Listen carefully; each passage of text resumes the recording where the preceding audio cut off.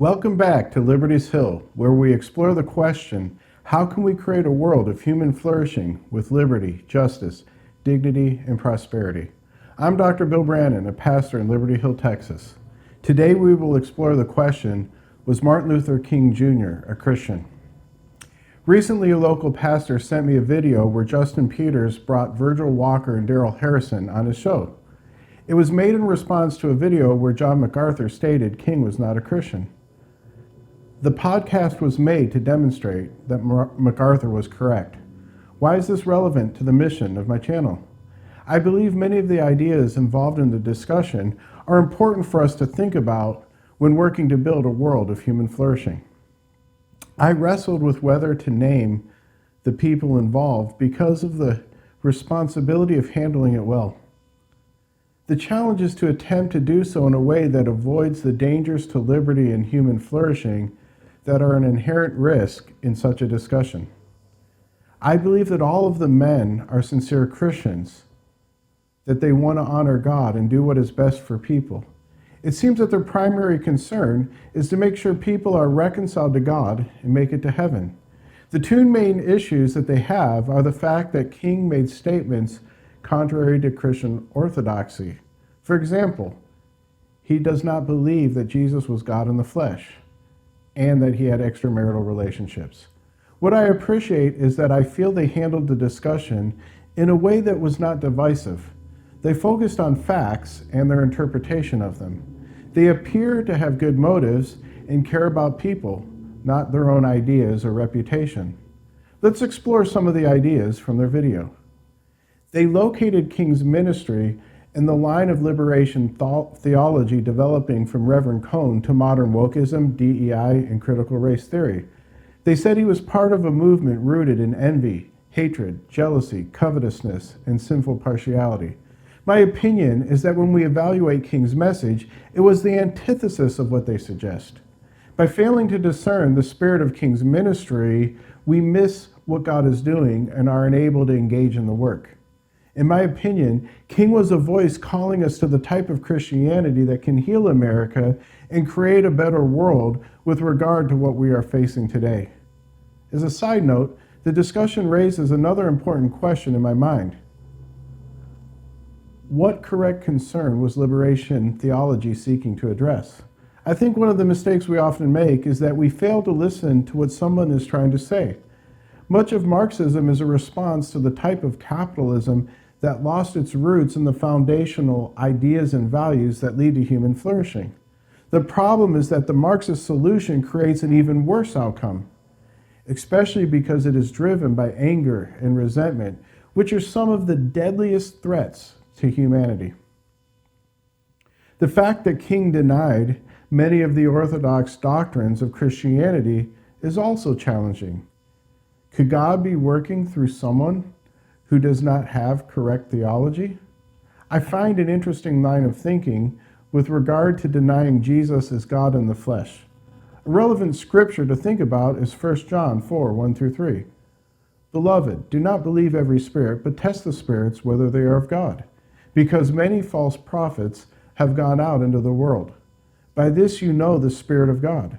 Every spirit that confesses that Jesus Christ has come in the flesh is of God. And every spirit that does not confess that Jesus Christ has come in the flesh is not of God. And this is the spirit of the Antichrist, which you have heard was coming and is now already in the world. Is it possible that King's message made Christ manifest in the flesh in a significant way? Christ means Messiah, and specifically that Jesus is King and Lord of all. He is seated on the throne of David. What would the world look like if people lived according to his spirit and values? Starting with those ideas, could the issue with denying Christ came in the flesh be of the Antichrist because it makes the gospel irrelevant to heal the brokenness of the world? It relegates the gospel's influence to another world. Would it be appropriate to say that anything that is contrary to the rule and reign of Christ is Antichrist? My opinion is that King's lack of orthodoxy constantly applied the commandments of Christ to the world of the flesh. King's lack of orthodoxy actually makes the Lord's Prayer, "Your kingdom come and your will be done on earth as it is in heaven," practically manifested in the flesh. Our discomfort with some of the genuine doubt King had causes us to tune out the voice of Jesus speaking through King. In response to this video, I read a bunch of King's sermons. I was blown away and deeply moved by what I found in many of his sermons. His exposition on the Good Samaritan and on loving our enemies was phenomenal. He expressed the very ideas that I believe brought forth unity and human flourishing in the American tradition. To me, it is the voice of a shepherd discipling the nations, teaching us to observe all that Christ has commanded. I agree with Scott McKay when he writes, King captured the fascination in hearts of Americans because he was notably imbued with the spirit of the nation's founders. His message was quintessential America at our best. I'm going to read 4 excerpts from one of King's sermons and see if you also hear a voice that is relevant to the struggle we are in today to create a world of human flourishing. King says, "We look at the struggle, the ideological struggle between communism on the one hand and democracy on the other, and we see the struggle between America and Russia. Now certainly we can never give our allegiance to the Russian way of life, to the communistic way of life, because communism is based on an ethical relativism and metaphysical materialism that no Christian can accept. When we look at the methods of communism, a philosophy where somehow the end justifies the means, we can't accept that because we believe as Christians that the end is pre-existent in the means.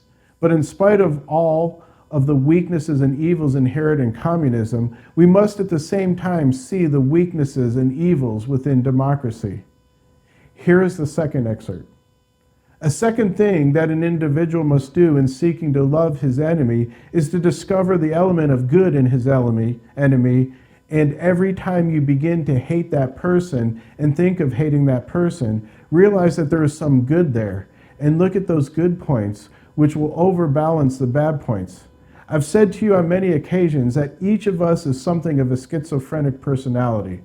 We're split up and divided against ourselves, and there is something of a civil war going on within all of our lives. There is a recalcitrant south of our soul revolting against the north of our soul." Another quote, "The person who hates you most has some good in him. Even the nation that hates you the most has some good in it. Even the race that hates you the most has some good in it. And when you come to the point that you look in the face of every man and see deep down within him what religion calls the image of God, you begin to love him in spite of, no matter what he does, you see God's image there. There's an element of goodness that he can never slough off. Discover the element of good in your enemy." Another quote, "Now there is a final reason I think that Jesus says, love your enemies. It is this, that love has within it a redemptive power, and there is a power there that eventually transforms individuals. That's why Jesus says, love your enemies, because if you hate your enemies, you have no way to redeem and to transform your enemies. But if you love your enemies, you will discover that at the very root of love is the power of redemption. You just keep loving people and keep loving them, even though they're mistreating you." These are just 4 excerpts from King's sermons. In all of these sermons that I read, I found a similar use of Scripture applied in a way that, to me, makes Christ manifest in the flesh. I hear the voice of America's dream of liberty rooted in Scripture reaching me through the ages in his words. For me, one of the primary ministries of the devil in Scripture is accusation. I often say to people who claim to have the gift of discernment that if all they see are faults, maybe it is the ministry of accusation and not discernment. There is no person, organization, or nation that can flourish if all we see is what is wrong. That is not the way that leads to liberty and human flourishing. That is not the inheritance of American Christianity or the way to restore it. I did not hear the voice of accusation in King. Instead, I hear a call to turn the hearts of the fathers to the sons and the sons to the fathers. I hear the voice of God calling us home. Please let me know your thoughts in the comments below, and please subscribe to my channel.